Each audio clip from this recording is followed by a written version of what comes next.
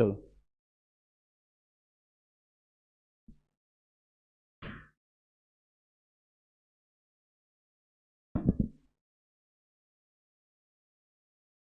Yes, good afternoon all of you. बैठ जाओ जल्दी सब लोग। चलो सब लोग आ गए, दरवाजा बंद कर दे।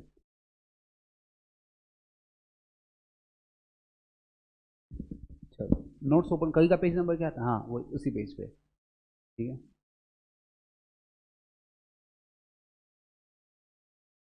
आ गए सब लोग।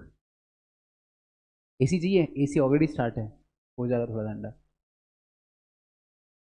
यस राहिल, यस श्रुति, यस टॉक्सिक, यस सात्विक सिंह। जल्दी आ जाओ सर, आज कुछ रियलिटी बतानी है। बता दो सात्विक सिंह, कोई दिक्कत नहीं है, जो आप कहना चाहते हो सब कुछ बता दो। चलो, तो good afternoon all of you. कल अपना ऑलरेडी एक सेशन स्टार्ट हो चुका है। This is the third lecture and last lecture on YouTube. इसके बाद अपना रेगुलर लेक्चर होगा क्लास के ऐप पे। तो जिन लोगों ने अभी तक रजिस्टर नहीं किया है, एडमिशन नहीं लिया है, तो प्लीज़ एडमिशन ले लो, आज लास्ट डे है। Yes, hello sir, yes C S Guru Dushyant Jain sir. तो ये आज का लास्ट डे आपका यूट्यूब पे, तो आज के आज आप लोग एडमिशन कंफर्म कर दो, क्योंकि कल से आपको लेक्चर्स नहीं दिखेंगे और आपका कंफर्मेशन हो चुका होगा कौन सा ऑप्शनल आपको सब्जेक्ट सिलेक्ट करना चाहिए, या आज तक अभी आपने डिसाइड करना चाहिए।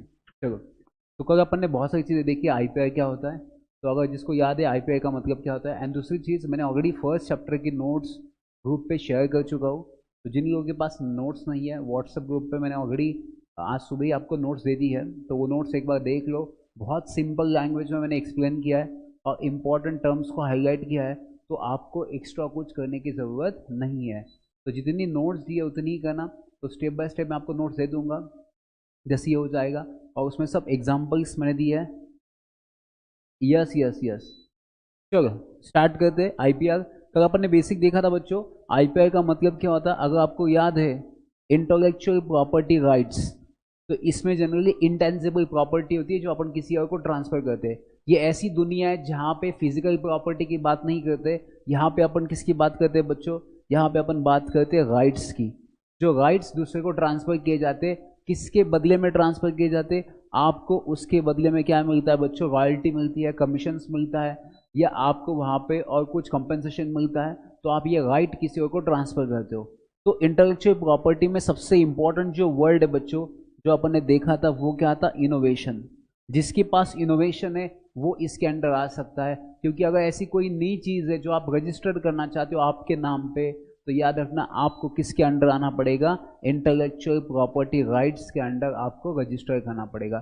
तो अपन ने इसमें देखा था, क्या क्या देखा था बच्चों? इसमें अपन ने देखा था पेटेंट हो सकता है, इसमें अपन ने देखा था कॉपीराइट हो सकता है बच्चों, फिर अपन ने इसमें देखा था कोई ट्रेडमार्क हो सकता है।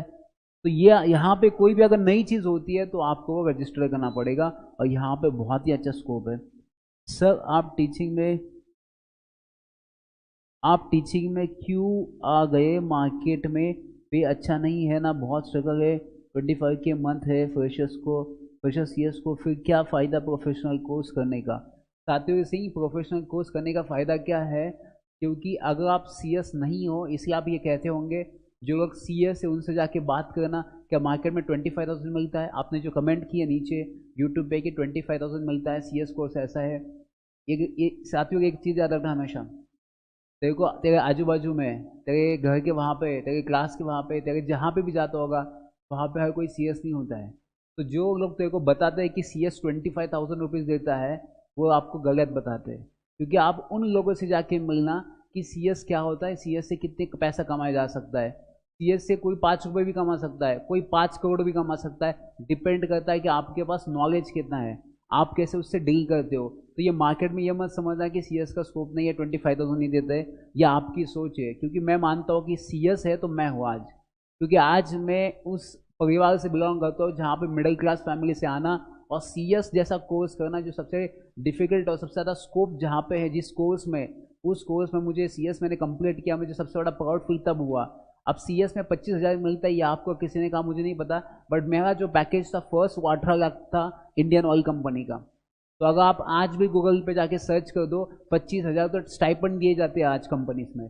तो सैलरी की बात कर रहा है, मैं तो बात कर रहा हूँ स्टाइपेंड की। आज न्यूज़पेपर में यूपी बिहार की गवर्नमेंट है, यूपी में एक कंपनी में अनाउंस किया है, उस कंपनी में कोई तो इंटर्न्स चाहिए उनको, CS इंटर्न्स चाहिए।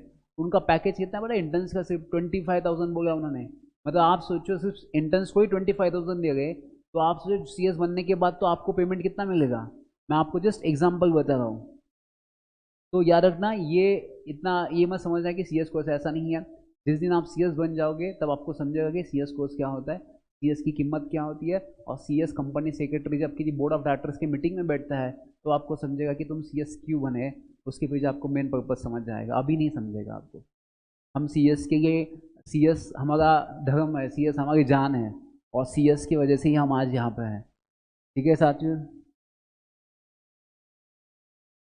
सर वैकेंसी में 25 के ही पहले से ही मेंशन होता है, अभी इंटरव्यू भी नहीं दिया हमने, नॉलेज कैसे चेक हो गई पहले से ही। तो तू नहीं बताया ना 25,000 है, चलो छोड़ दो।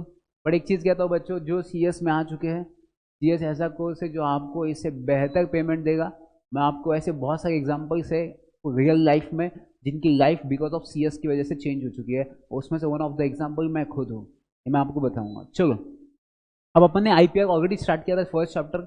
इसमें अपन ने देखा था बच्चों कॉपीराइट हो सकता है, इसमें क्या हो सकता है, पेटेंट हो सकता है, ट्रेडमार्क हो सकता है, डिजाइन हो सकती है। अपन ने देखा जहां पे इनोवेशन है वहां पे इस IPR के अंडर आपको रजिस्टर करना पड़ेगा। फिर अपन ने कल उसमें कुछ थियरीज भी देखी बच्चों, कौन सी थियरी होती है। तो उसमें अपन ने देखा कॉर्पोरियल प्रॉपर्टी भी होती है, ऐसी प्रॉपर्टी जो आप देख सकते हो, जैसे फॉर एग्जाम्पल क्या हो सकता है सर, लैंड, हाउस गुड्स, ये सब हो सकता है इसके अंदर। इसे अपन क्या कह सकते हैं, कॉर्पोरियल प्रॉपर्टी कह सकते हैं। इन कॉर्पोरियल प्रॉपर्टी का मतलब क्या होता है कि ऐसी प्रॉपर्टी जहां पे फिजिकल एग्जिस्टेंस नहीं होता है बट लीगल राइट्स को ट्रांसफर किया जाता है। इसका मतलब क्या सर, अगर मैंने ऐसी कोई बॉटल बनाई जो मार्केट में कभी भी एग्जिस्ट नहीं करती है तो उस बॉटल आप आपके नाम पे रजिस्टर कर सकते हो। बॉटल बनाने के एक प्रोसेस होता है, एक पेटेंट होता है। अगर आपने रजिस्टर कर दिया तो आप इसके राइट्स किसी और को ट्रांसफर कर सकते हो उसके प्रोडक्शन के लिए। तो उसे आप क्या कर सकते हो, उसे कह सकते हो आप उसे लीगल राइट को ट्रांसफर करना। और ये किसके अंडर किया जाता है बच्चों, ये IPR के अंडर किया जाता है। अपन ने कल थियरीज भी देखी। फर्स्ट थियरी थी हिस्टोरिक थियरी बच्चों। हिस्टोरिक थियरी का मतलब क्या था कि पुराने जमाने में क्या होता था, प्रॉपर्टी अगर एक्वायर्ड करना है तो प्रॉपर्टी कैसे एक्वायर्ड करते थे बच्चों, सब मिलके मेहनत करते थे। मैंने यहाँ पे हिंदी में भी आपको एक टर्म दी है, सबका साथ सबका विकास। तो पहले कैसा होता था कि सब मिलके प्रॉपर्टी परचेस करते थे। जैसे फॉर एग्जाम्पल 10 लोग अगर कमाते पैसा, उस प्रॉपर्टी एक प्रॉपर्टी परचेस करते थे और किसी एक के नाम पर रखते थे। पहले के जमाना ऐसा था, अब वैसा नहीं रहा है। अभी की अगर मैं बात करूँ, अभी इंडिविजुअल राइट्स की बात करते हैं, अभी हर कोई अपनी प्रॉपर्टी की बात करता है, कोई अभी सब मिलके एक प्रॉपर्टी नहीं लेते। बट आपको ये पता होना चाहिए कि हिस्ट्री में पहले ऐसा होता था, इसलिए हिस्टोरिक थ्योरी पहले आपको पढ़ना इंपॉर्टेंट है। और ये हिस्टोरिक थ्योरी किसने दिया था बच्चों, बेंथम ने दिया था, ये अपन ने ऑलरेडी कल पढ़ चुके थे। दूसरा था लेबर थ्योरी। आज जो पढ़ने वाले बच्चों, दैट इज लेबर थ्योरी। जो लेबर थ्योरी जिसने दी है उसका नाम है स्पेंसर। अब ये स्पेंसर ने क्या कहा है, मैं हिंदी में आपको यहाँ पे लिखा है, मेहनत करो दिन रात। अगर आपको प्रॉपर्टी को एक्वायर्ड करना है, प्रॉपर्टी आपके नाम पे होनी चाहिए, तो उसके लिए आपको मेहनत करनी पड़ेगी। और मेहनत करना है तो आपके पास प्रॉपर्टी आ जाएगी। तो स्पेंसर्स ने क्या कहा, it is a positive theory. Spencer's क्या कहता है कि जो प्रॉपर्टी आप एक्वायर्ड करते हो, it is a positive theory. वो कहता है कि अगर आप मेहनत करोगे इंडिविजुअल, तो डेफिनेटली वो क्या कर सकता है, उस प्रॉपर्टी को फाउंड कर सकता है, उस प्रॉपर्टी को एक्वायर्ड कर सकता है बच्चों। और याद रखना, the person who takes the pain of bringing into existence, भाई साहब जो मेहनत करेगा, जो पेन सहेगा, वो इसको एग्जिस्टेंस में ला सकता है। तो स्पेंसर बात करता है लेबर थ्योरी की, वो बात करता है हार्डवर्क की, वो बात करता है पेन की बात करता है बच्चों। और याद रखना, individual labours and no person has a moral right to property which he has not acquired by his personal effort। अगर आपने खुद के पर्सनल एफर्ट नहीं लिए तो आपका कोई हक नहीं बनता कि आप कोई प्रॉपर्टी एक्वायर्ड करो। तो प्रॉपर्टी एक्वायर्ड करने के लिए आपको खुद की मेहनत करनी पड़ेगी। तो याद रखना बच्चों, यहाँ पे एग्जाम में थ्योरीज के बारे में एक 5 मार्क का क्वेश्चन पूछा जा सकता है। तो पहले आपको पता होना चाहिए कौन सी थ्योरी थी बच्चों। पहली जो थ्योरी थी अपन ने पढ़ा, दैट इज हिस्टोरिक थ्योरी, वो बेंथम ने कही थी। अभी सेकेंड जो थ्योरी है, that is labour theory. Labour theory का मतलब क्या होता है बच्चों, मेहनत करो दिन रात। अगर इंडिविजुअल इंसान कोई मेहनत करता है, एफर्ट लेता है, तो वो प्रॉपर्टी वो एक्वायर्ड कर सकता है, बट विदाउट एफर्ट उसके पास कोई राइट नहीं कि वो प्रॉपर्टी एक्वायर्ड कर सकता है। ये दो थ्योरी हो गई। फिर बात करते हैं तीसरी थ्योरी की बच्चों, that is psychological theory. Psychological theory का मतलब होता है सोच बड़ी होनी चाहिए। सोच बड़ी होनी चाहिए मतलब बच्चों इट डिजायर होनी चाहिए। डिजायर मतलब आपके पास इच्छा होनी चाहिए कि कोई भी प्रॉपर्टी अगर आपको एक्वायर्ड करनी है तो सबसे पहले आपके दिल में इच्छा होनी चाहिए। और इच्छा क्या होती है, डिजायर क्या होती है? इकोनॉमिक टर्म्स में अगर आपको पता है कि डिजायर का मतलब क्या होता है बच्चों, जिसको कहा जाता है आपकी विलिंगनेस, आपकी एबिलिटी, आपकी पेइंग कैपेसिटी, दैट इज आपकी डिजायर कहा जाता है बच्चों। अगर देखो यहां पे कहा है कि desire to own and have into possession things which is the factor responsible for bringing property into existence। ये प्रॉपर्टी एक्वायर्ड करना nothing but the mind of game. ये जनरली आपके माइंड में जो सोच होती है वही एक प्रॉपर्टी होती है। इन्होंने कहा कि conception of mind that it is nothing more than as expectation to derive certain advantages. मतलब बच्चों अगर आपको प्रॉपर्टी एक्वायर्ड करनी तो आपकी सोच वैसी होनी चाहिए, आपके एफर्ट्स वैसे होने चाहिए, आपके फैक्टर्स जो रिस्पॉन्सिबल है टू एक्वायर्ड द प्रॉपर्टी वो भी वैसे होने चाहिए। तो कोई भी प्रॉपर्टी एक्वायर्ड करने की उसकी थ्योरीज होती है। तो पहले होती है हिस्टोरिक थ्योरी बच्चों, दूसरी होती है लेबर थ्योरी एंड तीसरा होता है साइकोलॉजिकल थ्योरी। साइकोलॉजिकल थ्योरी का मतलब होता है बच्चों सोच बड़ी होनी चाहिए, आपकी साइकोलॉजी वैसे होनी चाहिए कि आपको प्रॉपर्टी एक्वायर्ड करनी है। Yes Madhuram Parab, happy teachers day Akshay sir, thank you so much. Madhusam Parab, thank you so much. Sorry sir, मेरा इंटेंशन आपको हर्ट करना नहीं था, रियली सॉरी उसके लिए, बट मार्केट में वाइब ही ऐसी रखी है, मार्केट की वाइब वैसी है बच्चों, बट मार्केट वैसा नहीं है, आप किसी और मार्केट में होंगे। नेक्स्ट बात करते हैं दैट इज सोशियोलॉजिकल थियरी, समाज का विचार। सोशियोलॉजिकल थियरी का मतलब क्या होता है बच्चों, अगर आप कोई भी प्रॉपर्टी एक्वायर्ड करते हो, कोई भी प्रॉपर्टी आप एक्वायर्ड करते हो, याद रखना उसका बेनिफिट सोसाइटी के लिए भी होना चाहिए, क्योंकि आपकी प्रॉपर्टी कहाँ पे सिचुएटेड है, सोसाइटी में। तो अगर सोसाइटी में अगर आपकी प्रॉपर्टी सिचुएटेड है तो प्रॉपर्टी का कुछ बेनिफिट सोसाइटी के लिए भी होना चाहिए। तो इसे कहा जाता है सोशियोलॉजिकल थियरी कहा जाता है कि अगर आप जिंदगी में अगर 10 रुपये भी कमाओ ना, उसका 1 रुपये आपने सोसाइटी के लिए देना चाहिए, क्योंकि आपने 10 रुपये सोसाइटी से कमाया है। आपने कॉर्पोरेट सोशल रिस्पॉन्सिबिलिटी पढ़ा होगा बच्चों कि कोई भी कंपनी अगर 10 रुपये मार्केट से कमाती है तो उसका कुछ % आपको सोसाइटी को वापस देना पड़ता है। तो उसे क्या कहा जाता है, सोशियोलॉजिकल थियरी कहा जाता है बच्चों। बहुत सिंपल है बच्चों, 5 मार्क का एग्जाम आता है थियरीज में। तो यहाँ पे क्या कहा है कि बच्चों सोशियोलॉजिकल थियरी का मतलब क्या होता है, social institution securing maximum interest of society. ये किसका बेनिफिट देखता है, सोसाइटी का बेनिफिट देखता है। क्यों बेनिफिट देखता है सोसाइटी का, क्योंकि आपकी जो प्रॉपर्टी वो कहाँ पे सिचुएटेड है बच्चों, वो आपकी प्रॉपर्टी सोसाइटी में डिस्ट्रीब्यूटेड है and use in the society itself. आपकी प्रॉपर्टी सोसाइटी में है, आप यूज सोसाइटी में करते हो, तो डेफिनेटली इसका बेनिफिट भी किसको होना चाहिए बच्चों, सोसाइटी को होना चाहिए। तो अपन ने 4 थियरी पढ़ी बच्चों, याद रखना पहला होता है कौन सी थियरी, आप मुझे कमेंट बॉक्स में आंसर देते चलो तो मुझे समझ जाएगी आप लोगों को समझाए कि नहीं समझाए। आप लोग भी यहाँ पे पार्टिसिपेटिव होने चाहिए। नेक्स्ट बात करते हैं बच्चों that is metaphysical theory. Metaphysical theory मतलब ये मेरी है सिर्फ, क्रियो का एक पर्सनल माइंड होता है, एक पर्सनैलिटी होती है किसी इंडिविजुअल की, कि नहीं अगर मैं प्रॉपर्टी एक्वायर्ड करता हूँ तो ये प्रॉपर्टी सिर्फ मेरी हो सकती है, इसको कोई एक्वायर्ड नहीं कर सकता, इसका कोई बेनिफिट नहीं ले सकता। That is metaphysical theory. Metaphysical theory is nothing but the एक पर्सनैलिटी ऑफ इंडिविजुअल्स। आपकी इंडिविजुअल्स की पर्सनैलिटी क्या है, आप कैसे सोच करते हो उसके बारे में, तो उसे मेटाफिजिकल थियरी बच्चों कहा जा सकता है। यस ओके, यहाँ पे कहा है that is a object on which person has liberty to direct his will without my consent does not mean an injury। अगर कोई भी इंसान किसी प्रॉपर्टी को यूज करता है without owner consent, it is an injury to that person.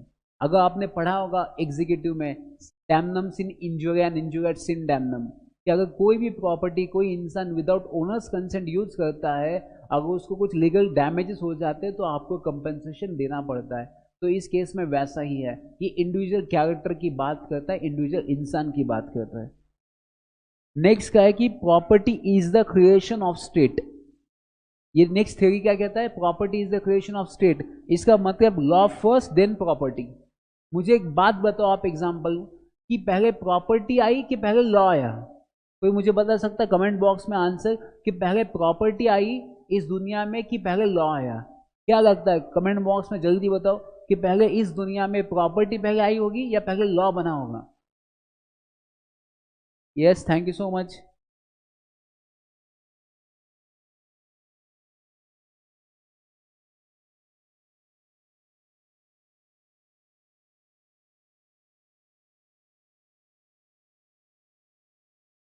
देखो, India में पहले लॉ पास किया जाता है, तो जैसे ही पहले लॉ पास किया जाता है उसके बाद आपको पता चला कि आप प्रॉपर्टी को रजिस्टर कर सकते हैं। अगर लॉ ही एग्जिस्ट नहीं होगा तो आप प्रॉपर्टी को कैसे रजिस्टर कर सकते हो? तो सबसे पहले एक चीज़ याद रखना कि आपको इंडिया में पहले लॉ पास करना पड़ेगा, उसके बाद उसके अंडर प्रॉपर्टी को रजिस्टर करना पड़ेगा। तो यहाँ पे ये कहता है कि पहले लॉ आया है, फिर ओपन था ना, ओके करना है क्या? सेलिब्रेशन का करना है, सेलिब्रेशन का तो देखा। अच्छा ओके ठीक है, तो वो चलो छोड़ दो। तो जनरली इसके अंदर देखा जाए तो प्रॉपर्टी क्या है? क्रिएशन ऑफ स्टेट की बात कर रहा है कि पहले इंडिया में लॉ पास हुआ, देन उसके बाद प्रॉपर्टी आ चुकी है, रजिस्टर्ड हो चुकी है। तो एग्जाम में कभी कभी ये क्वेश्चन पूछे जा सकते हैं आपको इस थियरी के बारे में, तो याद रखना ये बहुत इजी थियरी है कि property is the creation of state. यहाँ पे सिंपल कहा जाता है कि property and law were born together and would die together. Property and law साथ में जिंदा हुए, मतलब साथ में जन्म हुए हैं, साथ में मरे। और बहुत सिंपल बच्चे बात है कि अगर मुझे कोई प्रॉपर्टी किसी और को ट्रांसफर करना है तो लॉ है, इसलिए अपने को रजिस्टर करना पड़ता है, स्टैम्प ड्यूटी पे करना पड़ता है। अगर लॉ ही नहीं होगा तो क्या आप ट्रांसफर कर पाओगे? क्या आप उसको रजिस्टर कर पाओगे? तो नहीं कर पाओगे। तो यहाँ पे पहले लॉ पास करना पड़ा, फिर प्रॉपर्टी एक्विजिशन का वो टाइम चला। तो याद रखना इसे क्या कहा जाता है? Property is the creation of state. देखो यहाँ पे सिंपल, और मैंने हर वर्ड्स को जहाँ पे इंपॉर्टेंट टर्म्स है वहाँ पे बोल्ड लेटर में वहाँ पे मैंने किया है, तो आपको वापस अंडरलाइन करने की जरूरत नहीं है, मैंने आपके लिए ऑलरेडी ये काम करके दिया है। The property was non existence before law.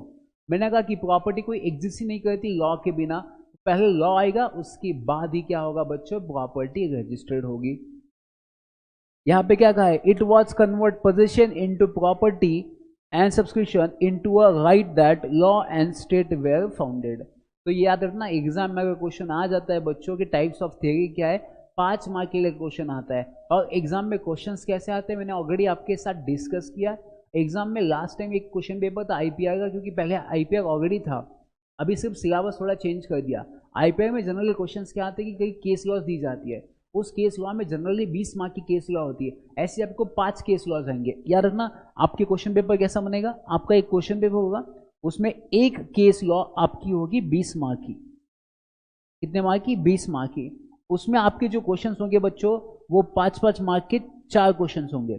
तो ऐसे आपके पास कितने केस लॉज आएंगे बच्चों? 5 केस लॉज आएंगे। और आपके पास कितना टाइम होगा बच्चों? ओनली 3 घंटा आपके पास टाइम है। 3 घंटे में आपको 5 केस लॉ सॉल्व करना है, और एक केस लॉ कम से कम 1-1.5 पेजेस की केस लॉ होती है।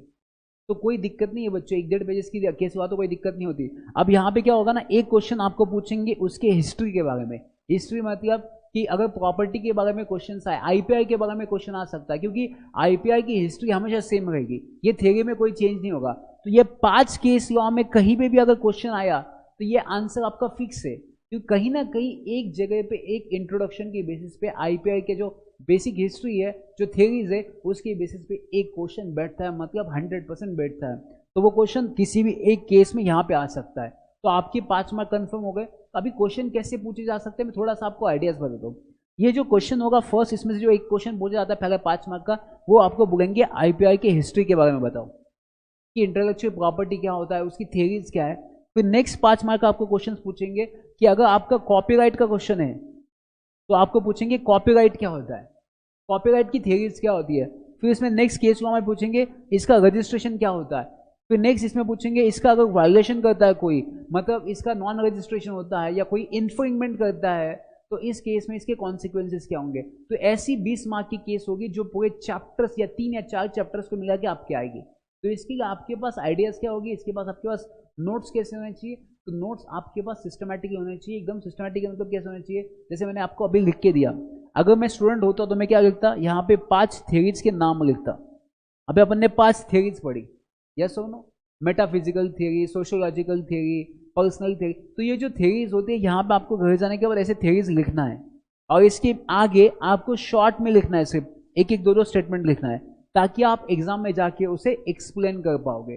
तो ऐसे आपकी 20 मार्क की एक केस हुआ एग्जाम में आने के चांसेस हो सकते हैं। ठीक है बच्चों, तो आपको ऐसा सॉल्व करना है। अगर आप ऐसा सॉल्व करोगे तो आपको डेफिनेटली 20 में से 18 मार्क मिलेंगे।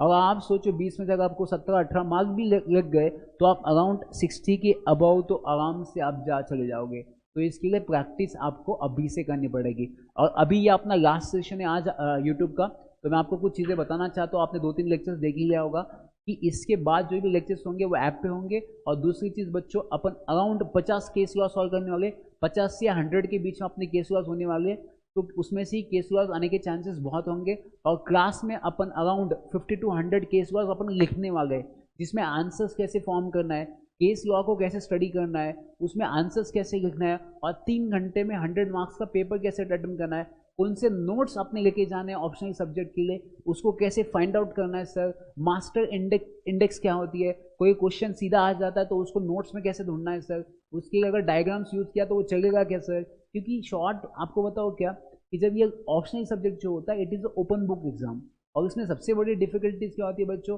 3 घंटे में पेपर अटेम्प्ट करना वॉज वेरी डिफिकल्ट। मैंने जितने बच्चों को आज तक देखा है वो हमेशा 18-90 पेपर ही अटेम्प्ट कर पाते, 100% पेपर अटेम्प्ट नहीं कर पाते। तो वो 100% पेपर कैसा अटेम्प्ट करना चाहिए, तो इसके बारे में भी अपन अभी नॉर्मल लेक्चर्स में डिस्कस करेंगे।